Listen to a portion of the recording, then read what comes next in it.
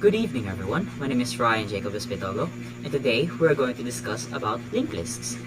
So, our objectives for today is to discuss the different functions we can use or operations we can use linked lists, as well as illustrate the results, measure their time complexities, and apply them to a real-life application. So, let's get started. So, as you can see here on the left, I have my program. Let's try to run it first so that we can have a brief overview on my program.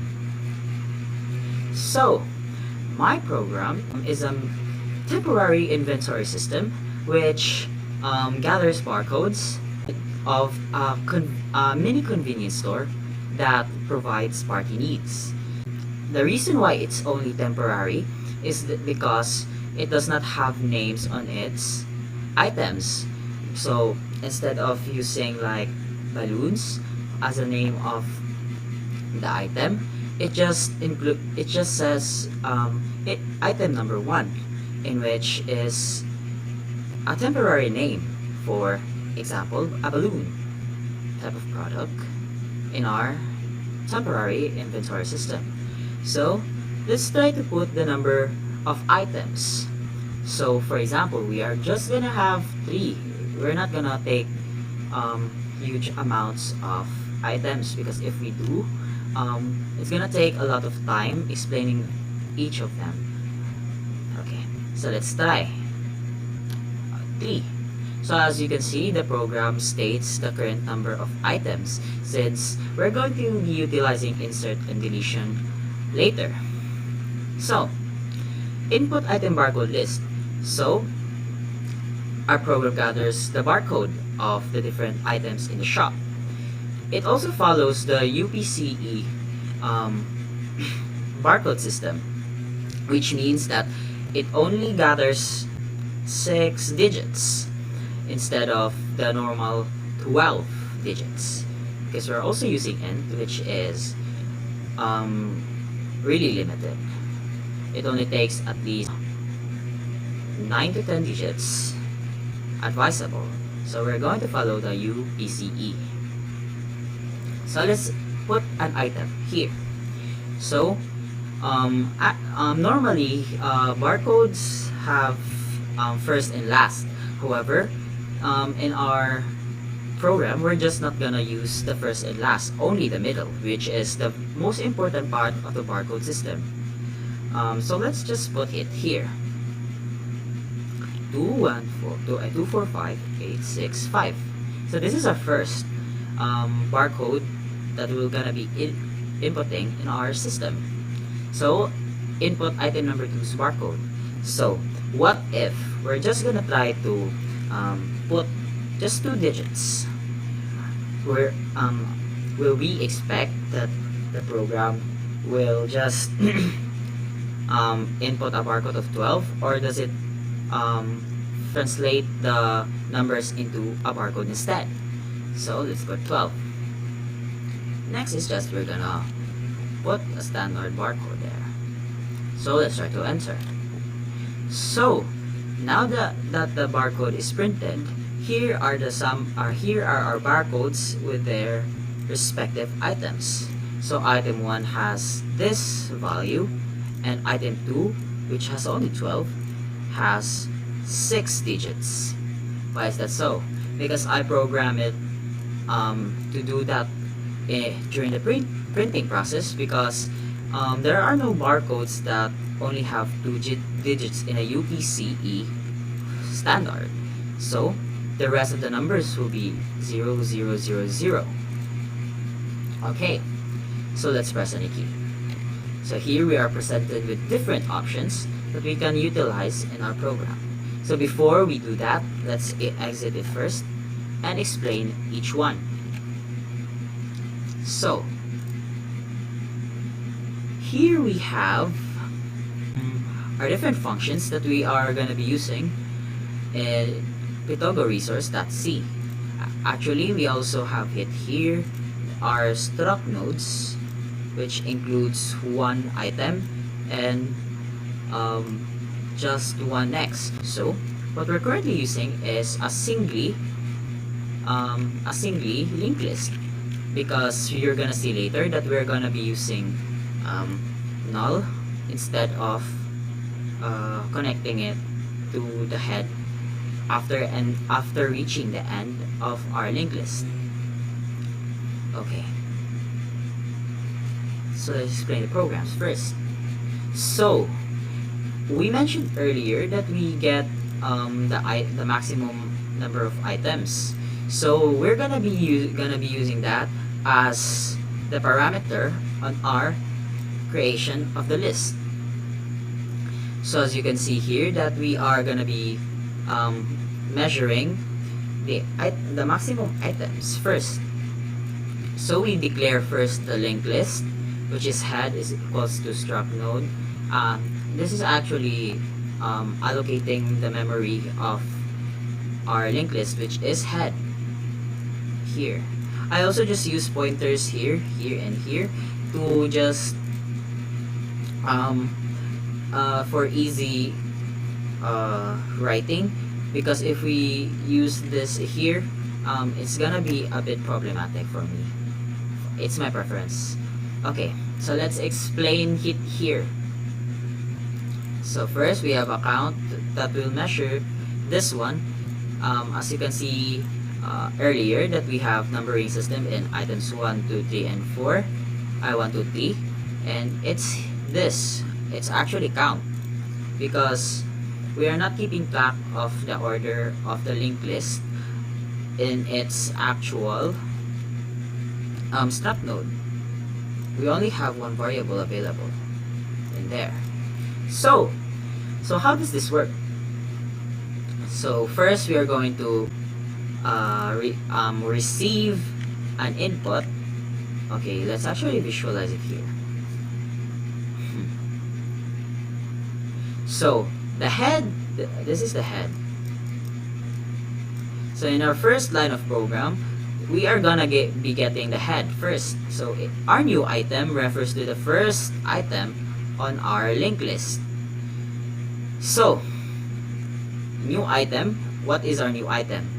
Actually, we're just gonna simplify it so that we're just gonna it is understandable that we're using barcodes in our actual program, but we're just gonna be using 1 digits in our make the illustration easier to understand. So let's just put it 1 here. No, that's not 1. Let's just put 7. So for example, we put 7 as value here. So that's the new item of the head, and then it puts it to next, and the next one will be null because it does not follow okay, wait, okay, null rin, no? Okay, sorry for that. So there's no null here. So since we are not yet following something, so let's just say this is nothing first. Okay, so actually we're gonna point it to null as an end of our linked list item. So if we're just gonna be using head and not connecting it to other nodes, because we don't have any nodes yet, any other nodes yet, so it will just point to null. Okay, so let's just for example, we're gonna be using 3 maximum items. So there we go. We're gonna run the for loop. What is in the for loop is that we're going to be utilizing another structure, but it's still gonna be the same at the end of things. Okay, because for example here we are going to we are getting the temporary what do you call this one, we're going to actually name our we're actually going to name the linked list that we have as temporary, because we're gonna be using temporary a lot in our different programs.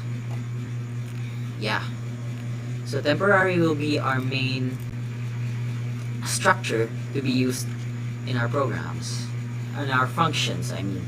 So let's get further.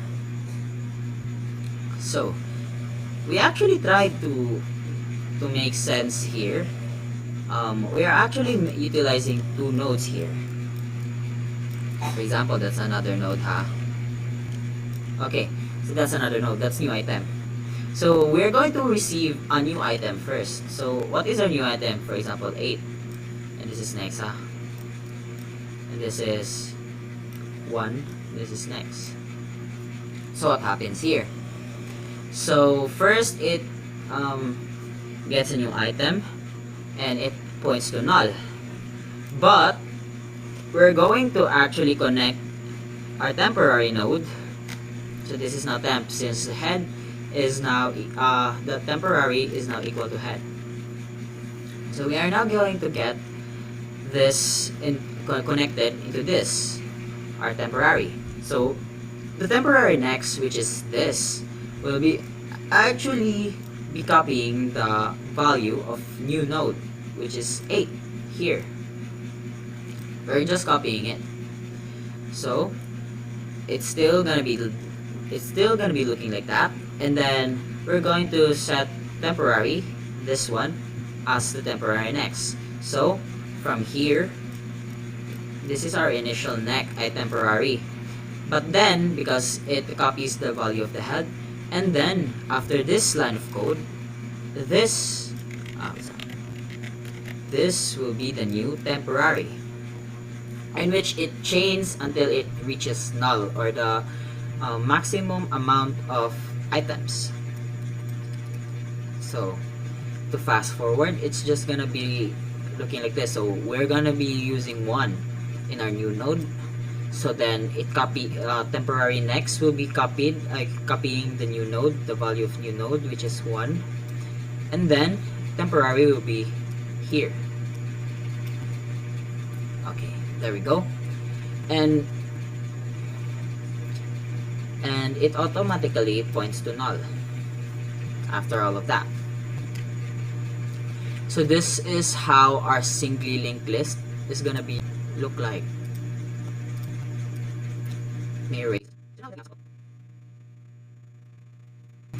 Okay, so now that we have our sample linked list, so let us now proceed to the different operations that we can use. So actually we're just gonna proceed first with printing. Why? Because printing is actually a bit easier to explain, and we're gonna be using printing a lot later on. Okay, so how does printing nodes work?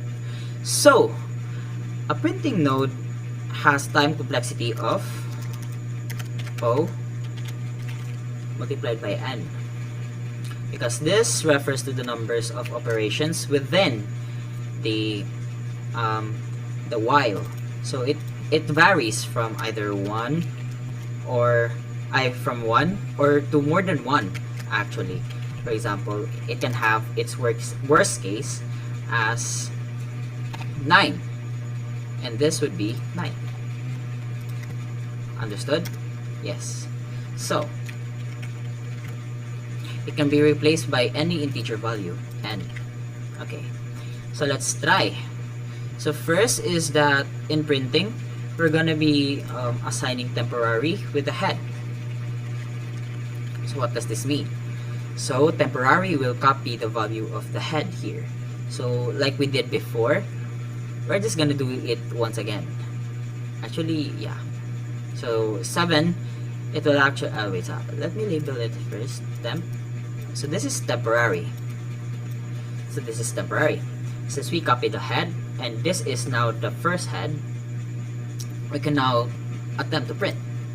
So in this case, we are actually using a while loop because we cannot determine the size of our linked list, because later on you will understand that in our insertion and deletion, it is not actually that necessary unless we are going to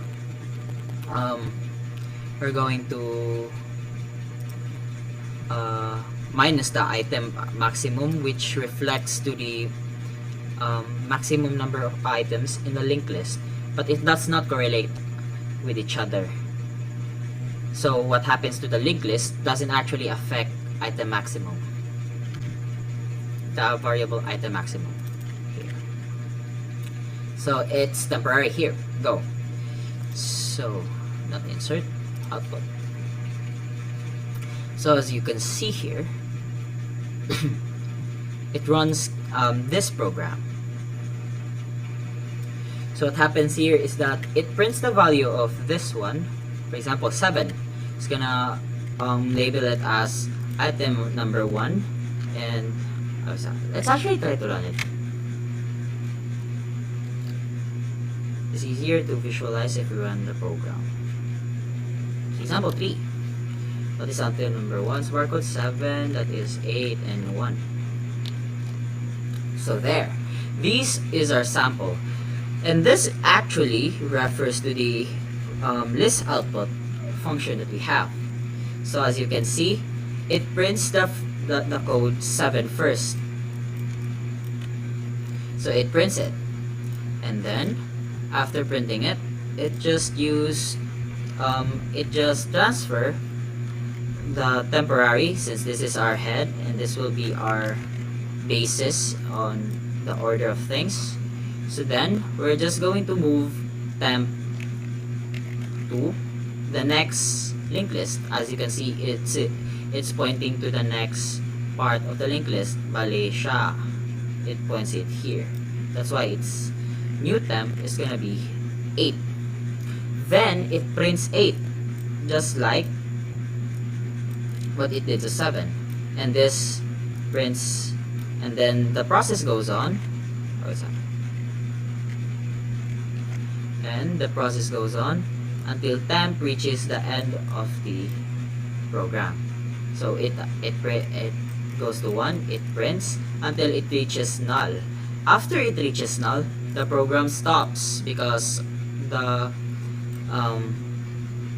condition is now fulfilled.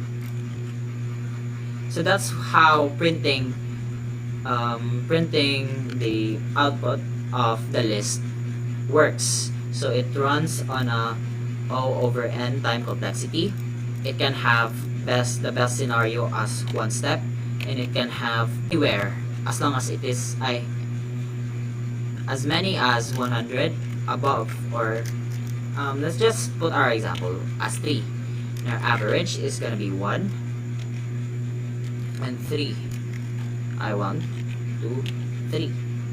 So it just averaged to 2.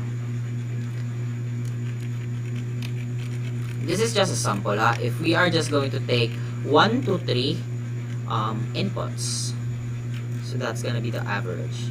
So that's how you calculate the theta, the big O, and the omega notation of our program, which refers to steps. Okay.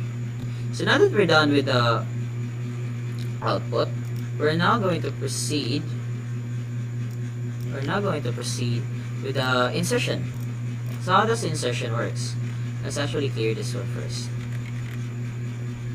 So insertion works like this.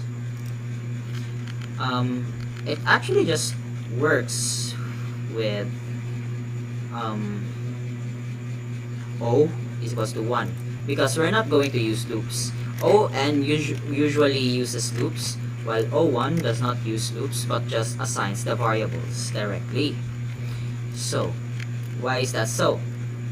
We only need 1 step in inserting a linked list variable. So what happens here is that we're not going to be using temp actually.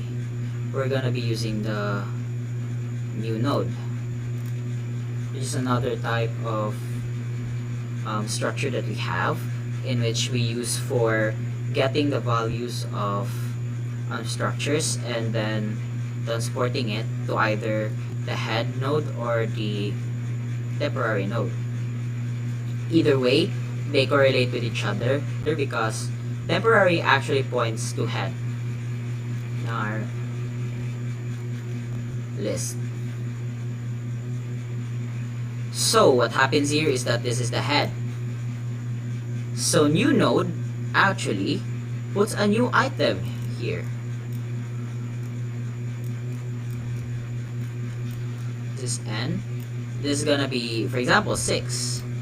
So what happens here is that the new node next, the next one, will be gonna be pointing to our head. So what our current head is 7, diba? So it just points it here. So after it points it there,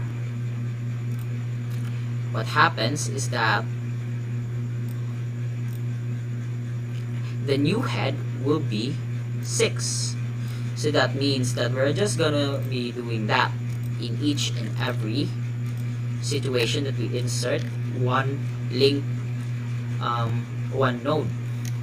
So that means that it runs on a time complexity of O of 1, because it only has one repetition on the action that it do. So that's why here we don't usually iterate it from anywhere else. So that's how insertion works. So next we're gonna proceed on deletion.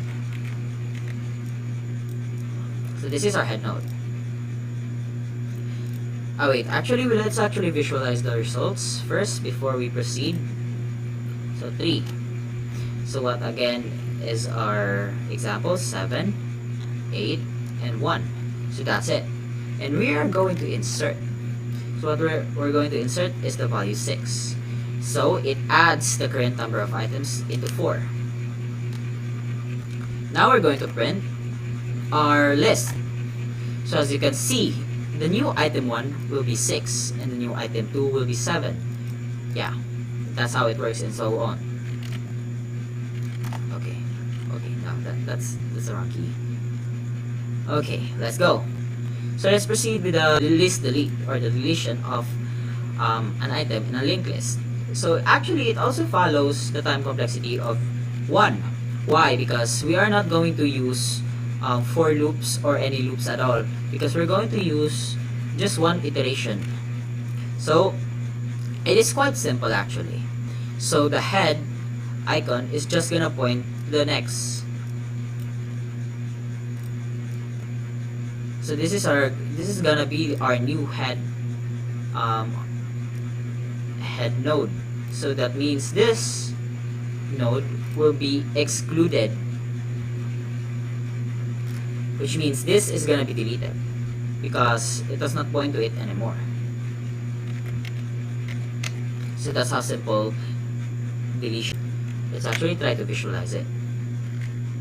So 3, right? So what are we going to expect is that we're only gonna have these two values with 8 as the new head. So this is 7, 8, and 1. Okay, so we are going to try to delete. So the new number of items is now 2. Now let's go into print a list. So as you can see, 8 is the new head node, which is why it is now the new item number 1, while the item number 2 is 1. Okay. Now that we're done with the deletion, we're just gonna be proceeding to the finding of list. At the finding of an item on a list based on its value. What we're going to explain next is finding the position using the value of the element on a linked list. So let's try to visualize it. So it actually uses the time complexity of O and N. Why? Because we're going to be utilizing a for loop, because we're going to iterate it in order to find the positions that contains the value that we're going to find. The position or the indices that we're going to find with the same value that we are going to input. So how does this work? So first we're going to find if our value, we're going to actually using temp again. So since our temp is the same with the head, it's actually gonna be here first. So until it is null, it's gonna continue to search every node in the linked list. So first we're going to start with 7. So what if our value that needs to be found is at 1. So this is our value. So what happens here is that we are going to compare 7 and 1. So is 7 and 1 equal? And if it's not gonna print this one, this line here. It's not gonna print because the value that we are going to find is not equal with the item that we inputted. So then it proceeds to next. So let's exclude this one. So this is our new temporary, and it's now going to be comparing with 8, which is not. So after that, it just proceeds to this one, and since this is equal, it is actually going to print the position that where the node is. So since this is the third, this is gonna print item 3. So let's start to visualize it using an output. So let's put 3, 7, 8, and 1. Find item by barcode. Since we are finding it through a value, and our value in our visualization in our real life application is using barcodes. So let's put barcode value 1. So it actually founds the value 1 at item 3, and which is correct, which is equal with our visualization. So that's how finding an item on a list, and that is how finding the position of the item in the list using the value. So this one would be 3, and this would be 1, 2, and 3 depending on your input. So this is going to be 2. Okay, so now that is settled,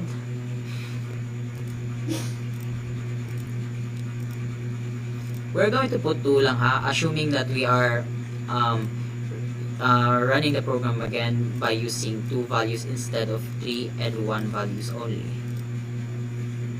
So let's now proceed with the find list KTH. So what this means is that it finds the value of the position that we inputted. So this actually works quite similar with list find, but instead of finding the exact value, okay, there. So instead of finding the exact value, we're just going to be directly printing it depending on the position. Okay. So here we're going to use count. Why are we going to be using count? Because this is item 1, assuming item 2, item 3. And we can only use count. This will be count. This is count, because it counts how many iterations the program, the list is searched. So there. So this is our first temporary. So what it looks like, example, the position that we're going to find is 2. So that is temporary. So at first, actually this is count 1, diba? So it actually compares the position of the current temporary node, temporary structure with this, the count that we are currently having. Since 1 is not equal to 2, it then proceeds to the next node, which is 8, and then compares 2 and 2, and there we go. It prints the value that is contained in the temporary structure. It prints that item. So if we're going to visualize it here, 7, 8, and 1. So there. So it is actually gonna be like this, and select find item by, okay, so please input item number. So let's put it 3, 2.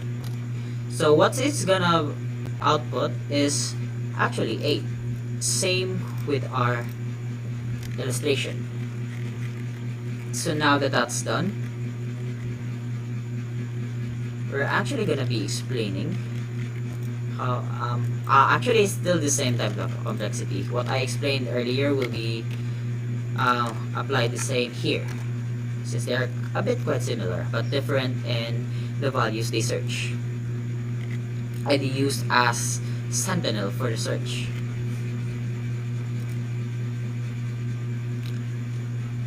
So in our last function, we're going to check if the list is empty or not. This is actually quite simple because it only checks if the head is null, is pointing to null. So if this is not pointing to null, that means it has a linked list available, even if it's just using this node. It's still gonna be considered as a linked list, which n points to null. So in our example, we're going to input 3, 7, 8, and 1. So let's check if the list is empty or not. So the list has 3 entries. That means the list is not empty. So let's try it if the list is empty instead. So let's put 0. So the current number of items is 0. So what happens here is that it just inputs that the barcode list is empty. So now let's check. It's still gonna input the same actually. So it's just gonna input the item barcode list is empty. So let's exit the program. Okay. So the time complexity of this one is actually 1 because we're not using an iteration. So in every case scenario, it's just going to be using 1 step in putting the whole output. So there we have it. This is my explanation on the linked list, their functionalities on how they are usually used. For example, insertion, deletion, printing, finding an item by its value, finding an item by its position, and lastly, checking if the list is empty or not. So we have also achieved explaining it with illustrations, and lastly, we are able to apply it in a real world application. So that's gonna be it. This is my video about linked list, and I hope you did learn something out of me, and that's it. Thank you for listening, everyone, and this is Ryan Jacob Espitogo signing out. Thank you.